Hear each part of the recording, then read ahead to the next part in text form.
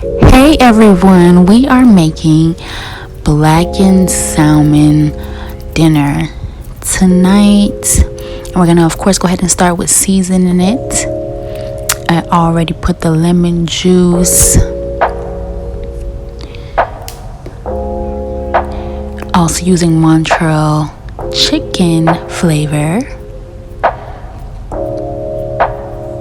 And now, of course, we're gonna go ahead and start stabbing it up, a method that I was taught as a little girl to make sure the seasoning is thoroughly inside of the meat. You know how it go. We need it seasoned, non-seasonless over here. We're gonna go ahead and flip it over and do the same thing on the other side. Make sure everything is seasoned properly and thoroughly.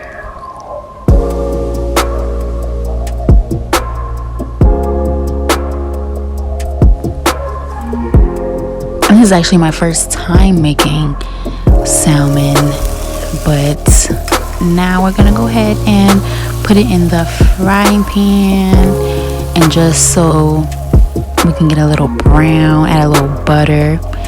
And I have the stove on medium, so like 6 per se, not too high. I'm gonna move it around. Make sure it's thoroughly getting in the oils and the juices.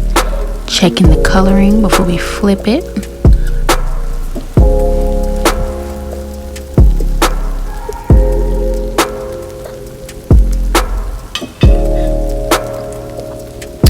Also making shrimp, baby.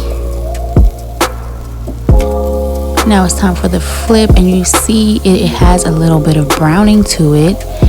And don't mind me, I don't have no spatula, so I really make do with what I have. I will legit flip a pancake with a butter knife. Okay, seasoning our shrimp and using our spice, my fave. Add a little honey to this. We already added our soy, which is really what makes the salmon a little black. The honey is just to add a little bit more of a sweet flavor, but I didn't add too much.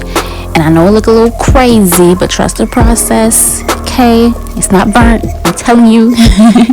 Believe me. It actually came out pretty good. And we're just soaking it up, you know, making sure it's evenly getting the juice. Look at that shrimp, okay? We moved it off a pan a little bit. Now I'm just adding some parsley leaves and some seasoning to the juice to let it soak in that a little bit more. And then we're gonna also, of course, flip it to the other side so it's evenly flavored.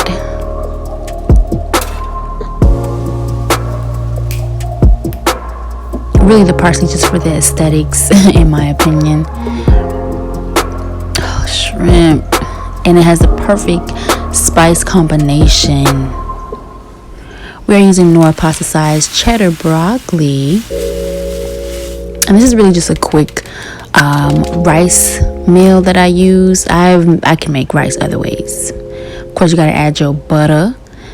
Stir it in there.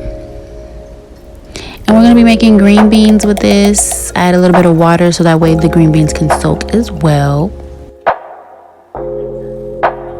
Seasoning, some salt and pepper.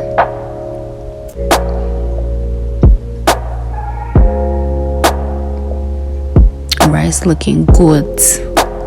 Stir it one more time.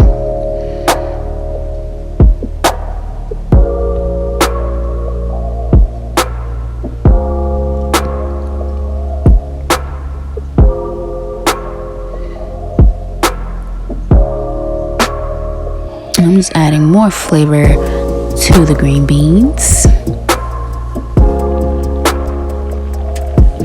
Steaming, baby, steaming. You see it. The main dishes are about done.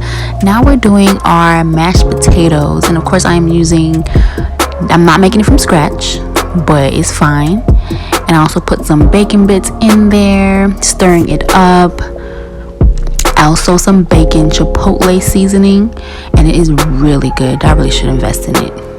definitely add some flavor to the mash. Now the bacon put that little pink K. I don't know if that means they're a little fake. I don't know, but it came out bust.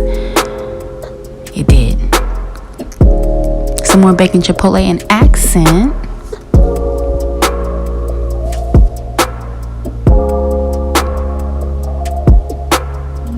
Making sure it's stirred properly. We don't want no leftover flakes. Everything needs to be blended in.